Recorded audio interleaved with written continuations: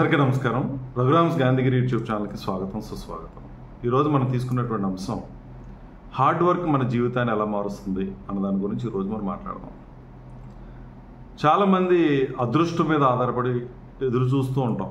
అంటే కాలం కలిసి రాలేదని, నేను అంత అదృష్టవంతుని కాదని, ఖచ్చితంగా కాలం కలిసి వస్తుందని, నేను కూడా ఏదో ఒకటి సాధించగలుగుతానని చాలామంది అనుకుంటూ ఉంటాం. ఏరా ఎందుకు అలా అయిపోయావనంటే, నా టైం ఇంకా రాలేదు, టైం వస్తుందని, ఆ టైం కోసం ఎదురు చూస్తున్నానని, నాకు మంచి రోజులు వస్తాయని, ఇటువంటి మాటలు మనం వింటూ ఉంటాం. నిజంగా జీవితంలో ముందుకు వెళ్ళాలి అని అంటే ఆ విధమైనటువంటి పాజిటివ్ థింకింగ్ ఉండటం చాలా అవసరం, అది మంచిది కూడా. కానీ జీవితాంతం ఏదో టైం వస్తుంది, ఏదో జరుగుతుంది, నాకు అదృష్టం కలిసి వస్తుందని ఎదురు చూడడం కూడా ఒక రకంగా మన విజయం చాలా లేట్ అవడానికి అదొక కారణం కూడా కావచ్చు. అదృష్టం భరించాలి అని అంటే ఖచ్చితంగా మనిషి కష్టపడాలి, హార్డ్ వర్క్ చేయటం దానికి సిద్ధపడి ఉండాలి.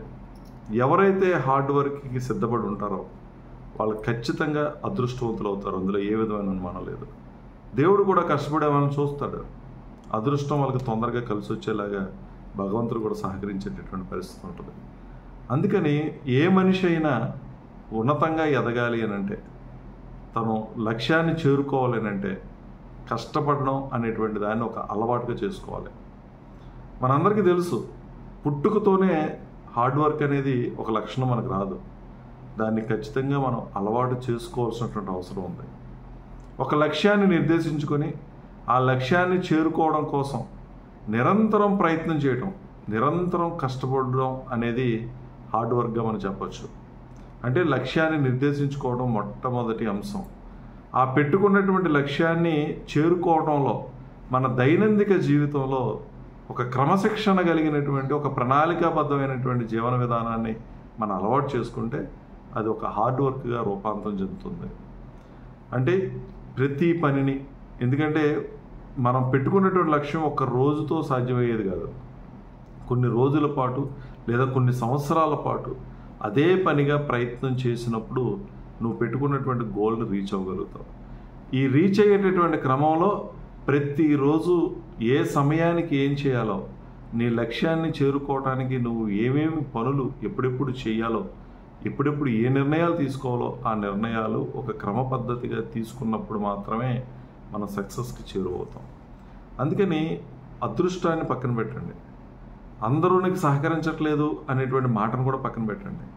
నువ్వు కష్టపడేటువంటి తత్వం నీ దగ్గర ఉంటే ఈ సమాజం ఖచ్చితంగా నేను గౌరవిస్తుంది.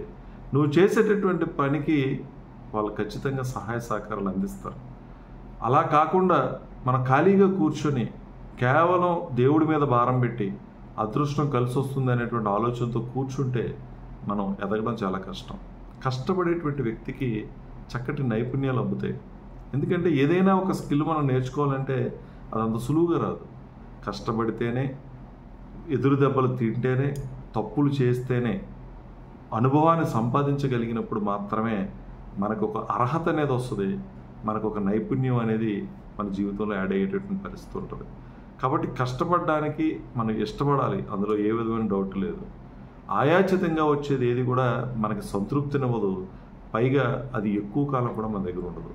నువ్వు సంతృప్తిగా బ్రతకాలన్నా, సంతోషంగా ఆనందంగా జీవించాలన్నా, జీవితాన్ని జీవించాలనుకున్నప్పుడు, అంటే జీవితాన్ని ఏదో రకంగా నెట్టుకు రావడం కాకుండా చాలా సంతోషంగా ఆనందంగా అనుభూతి పొందుతూ మనం గనక ముందుకెళ్ళేటువంటి ప్రయత్నం చేస్తే ఈ కష్టాన్ని మనం ఖచ్చితంగా ఒక ఆయుధంగా మలుచుకొని జీవితంలో ముందుకెళ్ళడానికి ప్రయత్నం చేయాల్సినటువంటి అవసరం ఉంది.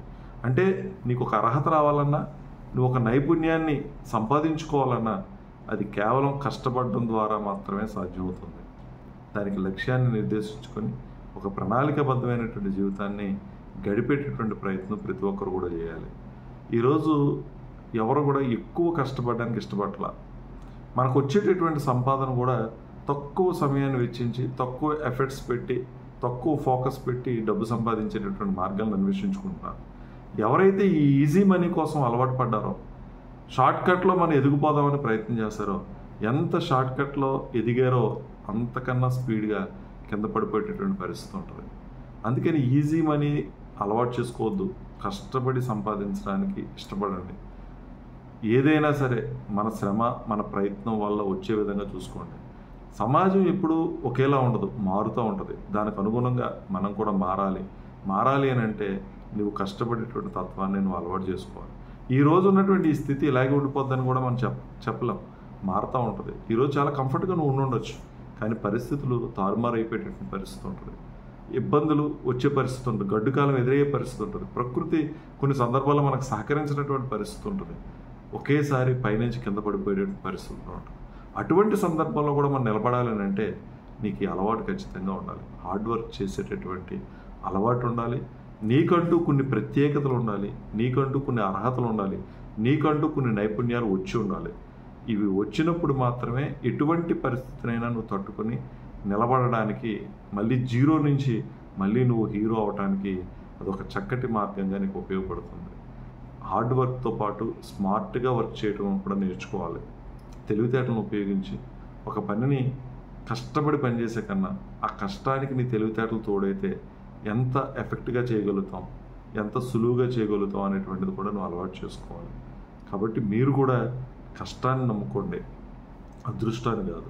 నువ్వు కష్టాన్ని నమ్ముకుంటే అదృష్టం నిన్ను వెతుక్కుంటూ వస్తుంది. నువ్వు కష్టాన్ని కనుక ప్రేమించగలిగితే ఈ సమాజం అంతా నిన్ను ప్రేమించేటటువంటి పరిస్థితులు ఉత్పన్నం అవుతాయి, గౌరవం సంపాదించుకోవచ్చు. కాబట్టి మీరు కూడా కష్టానికి ఇష్టపడండి. దేన్నైనా సరే నీ ప్రయత్నం ద్వారా, నీ కష్టం ద్వారా, నీ నైపుణ్యం ద్వారా, నువ్వు అర్హత సంపాదించుకోవడం ద్వారా ఉన్నతమైనటువంటి స్థితికి వెళ్ళాలనేటువంటి ఆలోచన ద్వారా మనం రాగలిగితే ఏ కష్టం, ఏ ఇబ్బంది, ఏ అడ్డంకి మన ఇబ్బంది పెట్టదు.